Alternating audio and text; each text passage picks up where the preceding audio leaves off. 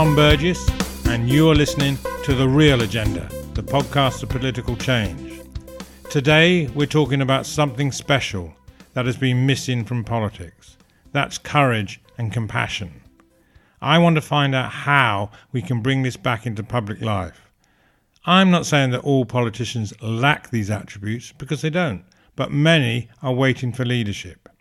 And it's a lack of leadership and not standing up for those whose disapproval they fear the most that we got into the Brexit mess. And for the same reason that the burning injustices, however good intentioned, have not been addressed. Indeed, as Heidi Allen, MP for South Cambridgeshire, said, I can no longer represent a government and a party who can't open its eyes to the suffering endured by the most vulnerable in our society, suffering which we have deepened whilst having the power to fix. How can we not pay people enough to live on, or take taxes off those who have no money?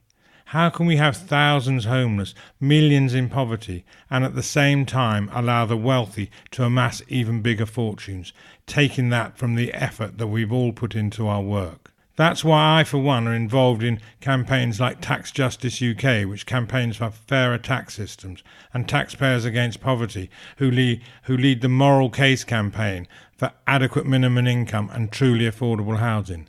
We have to do the right thing. So I was pleased to hear about a new campaign called Compassion in Politics. I went to meet the co-founder, Jennifer Nadel, in Notting Hill, London, just a few hundred yards from where I'd lived the first 2 years of my life. Jennifer qualified as a barrister before moving into broadcasting with the BBC as lobby correspondent, and then Channel 4 before becoming ITN's Home Affairs editor.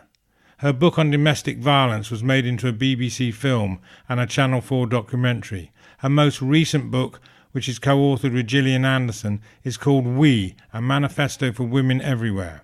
She stood as a parliamentary candidate twice. I started by asking Jennifer, so what is so wrong with British politics? Our political system is completely broken. We have lost sight of what politics is meant to be about, of what government is meant to be about, of what the whole purpose of society is.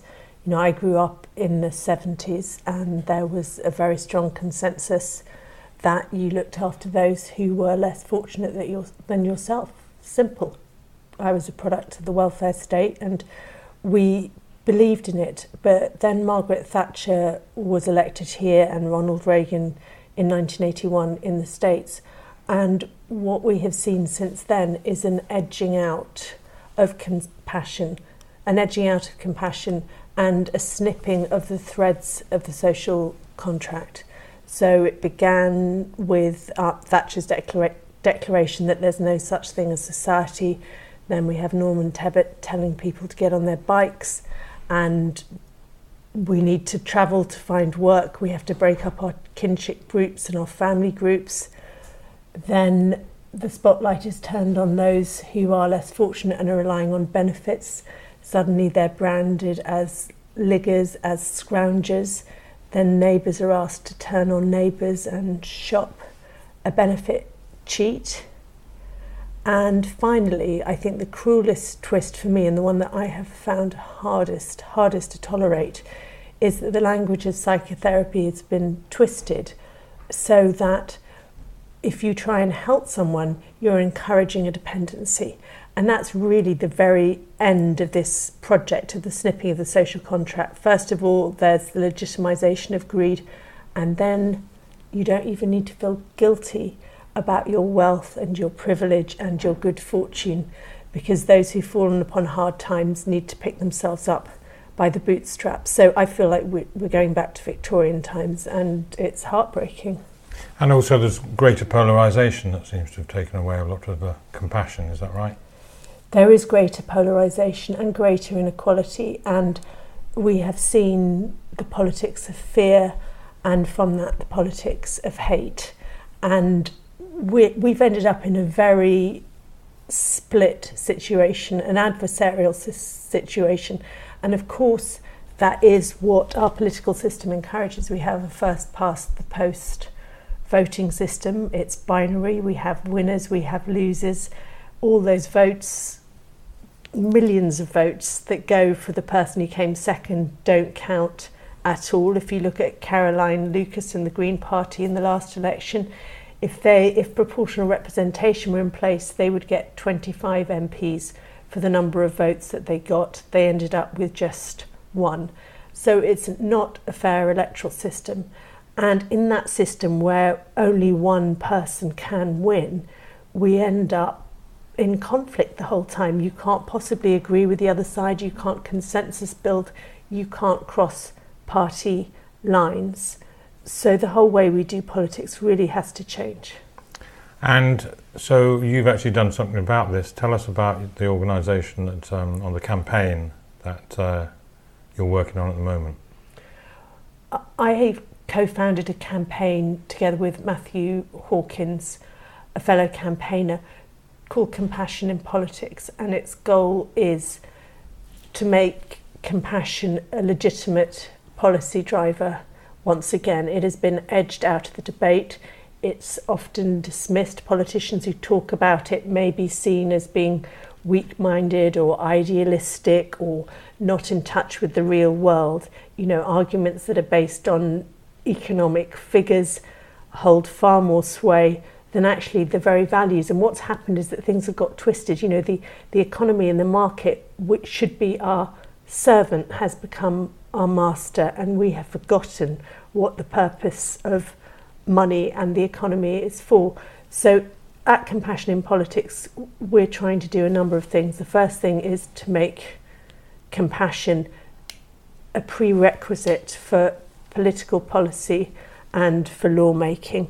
If something isn't compassionate, it shouldn't be happening. End of story. That's got to be the first base. Your actions have to be compassionate, otherwise they have no place in government. Government is there to provide a better society for all of us. And because this is why a lot of what Theresa May would have referred to as the burning injustices, is this why all the important things like the high level of inequality, the lack of affordable housing, low wages, high taxes on those that have no money, all these sort of things have not been addressed? Is that part of, you know, people have lost the compassion, they're just not bothered about it? I think people have been conditioned and educated out of caring and thinking that they have no agency and that there's simply nothing that can be done. On austerity was the biggest lie. You know, in last year's UN report on the impact of austerity was heartbreaking reading. And there's a line in it which really jumps out, which is British compassion has been replaced by a callous, cruel disregard for the welfare of others. That is what austerity was, and we have been encouraged to believe that that is the way to make Britain better, and it's simply not true. So we have to bust that lie. And the reason we've chosen compassion is that I don't think there's a single politician who would say they're not compassionate. It's a low common denominator. Yes, I believe in compassion, but then it gets hard, because what is compassion? And compassion isn't an easy, soft option. Compassion is very radical, and it can bring about extraordinary change very quickly. The working definition that we use of compassion is that it's having an empathetic connection with another and then taking action on the basis of that empathetic connection. So compassion isn't just a feeling. Compassion involves action, and that action often takes courage, because in our society at the moment we're not encouraged to be compassionate. That goes against the norm. And we have a number of psychologists working with us, and the research they've done shows that one of the biggest blocks to people acting with compassion is actually fear. The fear of looking foolish, the fear of saying something wrong, the fear of not knowing how to help, the fear of making themselves different. So the first thing to practice compassion that you have to have is courage. But what does compassion look like on a political level? Because that's really what we're talking about. We're not talking about individuals here. We're talking about government. And we've come up with a threefold test for what we think any piece of legislation which claims to be compassionate must have. The first is that it has to have intergenerational fairness, and by that I mean that you cannot pass a law which benefits this generation at the expense of future generations. Wales has a similar provision, the Welsh Assembly has a similar provision. We don't. There are a number of other countries around the world who require this, that, you know, we cannot wreak havoc and leave it all to the next generation to clear up. So if we had that requirement for legislation, that it needs to not harm the future generation to the benefit of us, we would instantly start to get rid of our short-term thinking, and we would begin to address climate change, which is obviously the most pressing problem that we all face. The second provision is that legislation can't be passed if it adversely affects the most vulnerable members of society. So you would have to do a social impact audit of any piece of legislation that you want passed, and you would have to show that it doesn't harm those in, say, the bottom 15% of the population. It doesn't disadvantage them, because the whole point of our society is to bring the bottom up.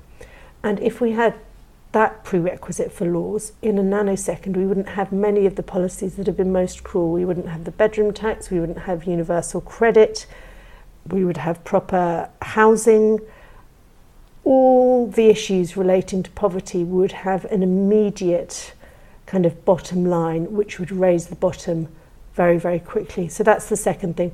And then the third thing is that at the moment, lawmakers and policymakers don't actually have to meet face to face with the people that they are making laws over. They might meet their representatives, they might choose to have a bit of consultation, but very often they're able to distance themselves from the impact of what they're having. And, you know, there's this myth that we have in Britain, which is that we make better decisions if we're not emotionally engaged. You know, the surgeon mustn't get emotionally engaged with the patient because then they might care and it might cloud their judgment. Similarly, we have that in the law and we have it in politics. You know, you don't want to go and get emotionally cloudy judgment, but actually that's a lie. Of course we must be emotionally engaged. It's when we are in touch with our heart connection, when we're in touch with the humanity of the other, that we're going to do our best work. So we would like it to become a requirement that policymakers and parliamentarians meet groups of people, directly the people who are being affected by that legislation, face to face,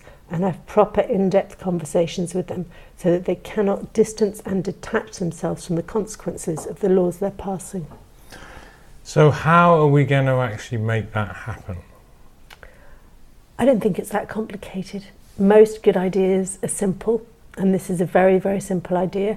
We've got a round table of parliamentarians and constitutional lawyers and academics happening after Easter in May in Parliament, and we will be looking to draft a piece of legislation which will have 3 basic requirements so that any law that is passed from henceforth must clear these hurdles. So we're drafting that bill. We will then launch a campaign probably in September trying to get the general public aware of the fact that there are these 3 things which could dramatically change the landscape of the country in which we live, and we will be asking them to put pressure on their MPs to sign up to support the bill, and we will then obviously be lobbying those MPs ourselves directly.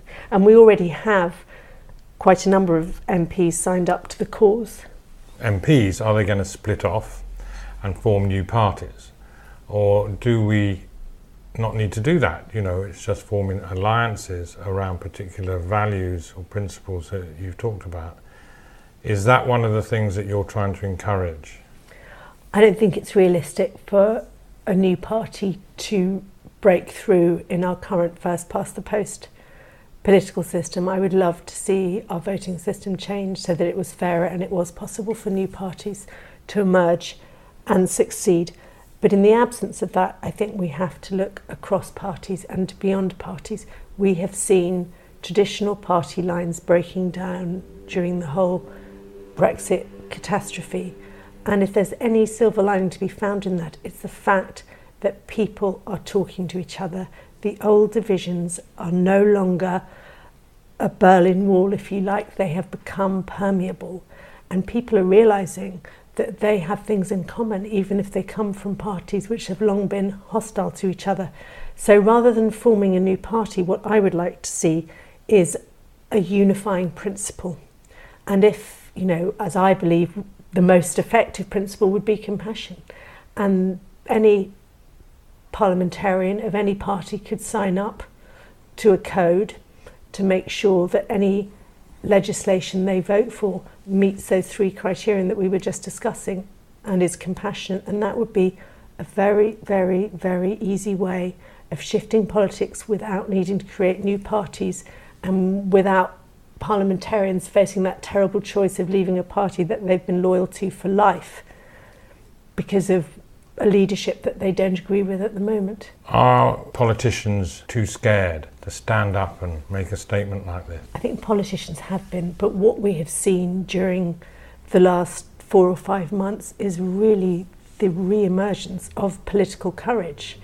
And we have been so heartened by that, and a number of our champions are amongst those MPs. We've seen, Tracy Crouch, Conservative MP, resigned from her position as a minister because she thought her party and her government were causing citizens harm because they were more worried about tax revenue than they were about protecting the lives of people who may become addicted to gambling. That's courageous.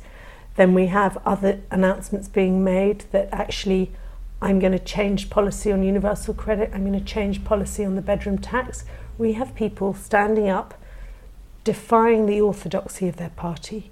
We have people defying the leadership of their parties.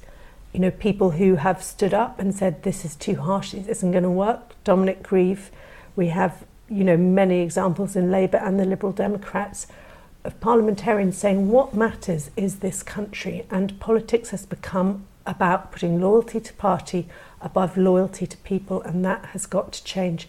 So I'm heartened, and I absolutely believe that most politicians begin their political life with a seed of idealism, and that can quickly become extinguished, but that hope is really the oxygen to allow that flame to burn again. And if there is a way to bring that idealism into life that's practical and effective, then people will be signing up for it. So one of the things that seems to me is that also a lot of politicians don't seem to understand the principle that we all create the wealth. They seem to accept that some people are going to get wealthy, and that's or super wealthy, but that's sort of okay. And hence we had the austerity program when because there was no money. But in fact, there's loads of money, to coin an old phrase, but it's just with we're asking the wrong people.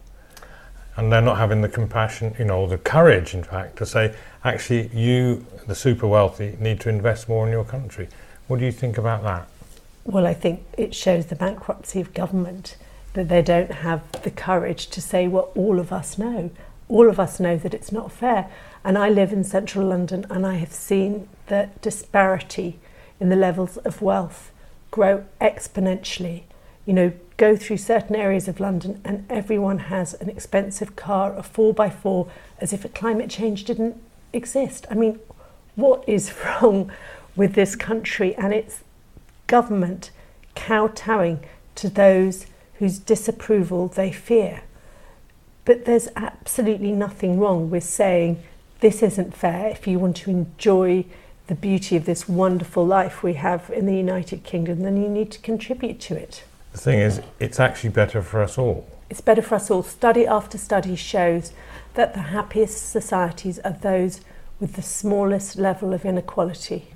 That is the biggest measure of how well a society is, and the most equal societies have the best health, they have the lowest crime rates, and they have the highest levels of happiness. So if we want a better society, we have to reduce inequality, and it benefits everyone, wealthy and less wealthy. So to bring change, it's always said that it has to come from the bottom up. So what can we, the people, do to bring this change, to bring more compassion and, for that matter, courage into politics? We have to show that there's a demand for it. We have to show our politicians that that's what we want from them. that they don't need to be frightened, because we, the people, their constituents, their voters, want them to return to really basic values of kindness, decency, fairness, the sort of things we teach our kids and our families. We have this incredible disjunction in our homes. We encourage sharing, helping those who are less fortunate, looking out for each other. But then the moment we leave our front door, we're in this winner-takes-all system. So we know the values that matter. We teach them to our children, and it's about telling our politicians that we want those values practiced outside the home as well as in the home, and that we give them a mandate to do that, and we insist that they do that. Thanks, Jennifer. That's absolutely great. I wish you all the best with this, and right behind you with what you're trying to do. Thanks so much. Great to chat to you, Tom. If you want to find out more about how you could help bring compassion into politics, go to compassioninpolitics.com. So here's my take. We need a shake-up in British politics. The old tribal lines do not match today's society, nor our democratic needs. Plus, we need action on the real agenda. That's the people politics, not partisan politics. And as Jennifer said, instead of asking more MPs to defect from their parties, to abandon long-held allegiances and loyalties, there is a simpler way. The formation of a new alliance that cuts across all parties, one that isn't founded on allegiance to a group, with insiders and outsiders, but on a unifying principle. So how would that work in practice? Well, to start with, it could insist that requirements are placed on all new legislation and policy, that no measure is introduced that leaves the most vulnerable in our society worse off, or that benefits this generation over the next. So what do you think? Do email us at tom@realagendaradio.org with your comments and ideas, as this is your show. We'd love to hear from you. Thanks for listening, and thanks for the 5 out of 5 rating. That's really good to know. So please pass on the message and get your friends to listen and take action. If you'd like to contribute to the show, just let us know. Also, check out our website, realagendaradio.org, where you can also sign up for regular updates. You can follow us on Instagram, Facebook and Twitter. So what's up next on The Real Agenda? We're starting our new series called Around the House, where we will be talking to members of Parliament who are determined to make a difference, shake things up a bit and change society for the better. We kick off with Johnny Mercer, the MP for Plymouth Moor since 2015. And in a special USA edition, we'll be talking about taking too much pay and what we can do about corporate greed, as it's bad for everybody. That's all soon on The Real Agenda, the podcast for political change. Do subscribe with your podcast provider so you're notified of new episodes, and it would be great if you write a short review. And a special thanks to our sponsors, Reverse Media Group, one of the fastest growing search and media companies. Find out why at reversemediagroup.com.